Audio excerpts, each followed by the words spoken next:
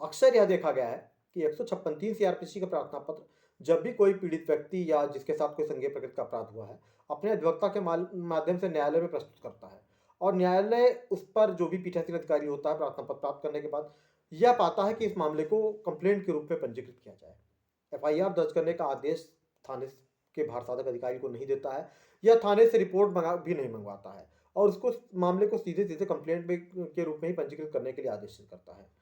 तो क्या जब कोई मामला कंप्लेंट के रूप में अगर पंजीकृत कर लिया जाए, तो भी उसमें क्या संभावना बनी रहती है कि उस पर इन्वेस्टिगेशन, पुलिस इन्वेस्टिगेशन हो सकती है? तो फ्रेंड्स, इसके लिए जरूरी है कि पूरा प्रावधान और सही जानकारी।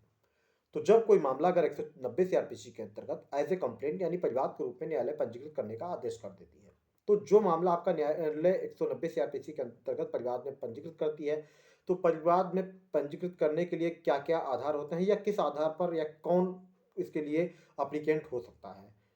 तो जो 190 सीआरपीसी की उपधारा 1 के ए में सेक्शन में प्रावधान है, वो ये है कि किसी भी व्यक्ति से परिवाद प्राप्त होने पर या किसी से परिवाद प्राप्त होने पर। बी है पुलिस रिपोर्ट पर। और जो सी है वो ये है कि न्यायालय स्वतः अपने संज्ञान पर या किसी भी व्यक्ति से मामले में परिवाद प्राप्त होने पर या सूचना प्राप्त होने पर। तो इस आधार पर 190 सीआरपीसी के अंतर्गत कोई मामला कंप्लेंट के रूप में पंजीकृत किया जा सकता है।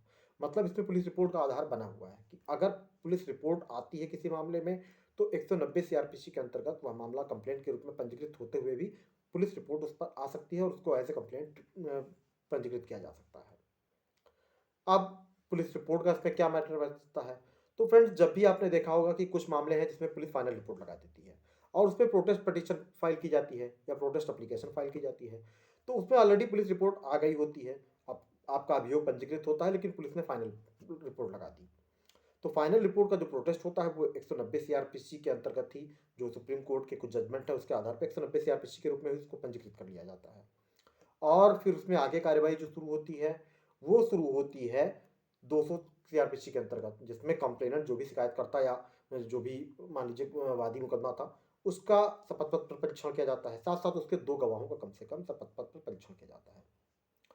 तो अगर मान लीजिए किसी मामले में फाइनल रिपोर्ट पुलिस ने लगा दी है, तो उसमें तो फिर जो भी कंप्लेनेंट है और उसका जो भी जो साक्षी है उनकी तरफ से जिनका साक्ष्य के लिए उसने न्यायालय के समक्ष प्रस्तुत किया है, ऑन एफिडेविट जो भी स्टेटमेंट है वो हो जाने के बाद अगर न्यायालय को पर्याप्त आधार लगता है, तो ऐसे मामलों में 204 सीआरपीसी के अंतर्गत आदेशिका जारी कर दी जाती है।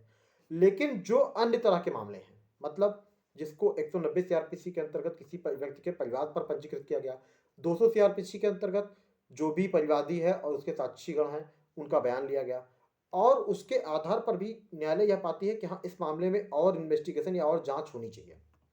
और वह जांच मान लीजिए जो भी अभियुक्त गण हैं या कुछ अन्य साक्ष्य एकत्रित करने के लिए न्यायालय ये पाता है कि हाँ, न्यायालय कहीं न कहीं इस तरह के साक्ष्य संकलन नहीं कर सकता है या अभियुक्तों की जांच नहीं कर सकता है। क्योंकि वो मान लीजिए टेरिटोरियल जुरिसडिक्शन से बाहर हैं, क्षेत्राधिकार से बाहर हैं या कहीं ऐसी जगह निवास करते हैं जहाँ न्यायालय इंक्वायरी नहीं कर सकता है।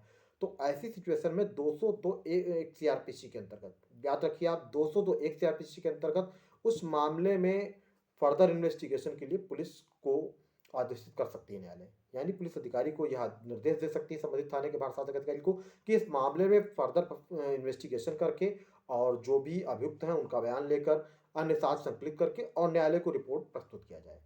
तो जब ऐसे साक्ष्य संकलित हो जाते हैं, अभियुक्तों के बयान हो जाते हैं और न्यायालय के समक्ष यानी जो भी आरोपी व्यक्ति हैं उनके बयान हो जाने के बाद जो भी साक्ष्य अन्य संकलन किए जा सकते हैं या अन्य गवाहों के बयान लिए जा सकते हैं, सब कुछ करने के बाद जो भी इन्वेस्टिगेटिंग ऑफिसर होगा यानी जिसको भी न्यायालय ने सुपुर्द किया था मामले में इन्वेस्टिगेशन के लिए 202 एक सीआरपीसी के अंतर्गत, तो वह अपनी रिपोर्ट न्यायालय में प्रेषित करता है।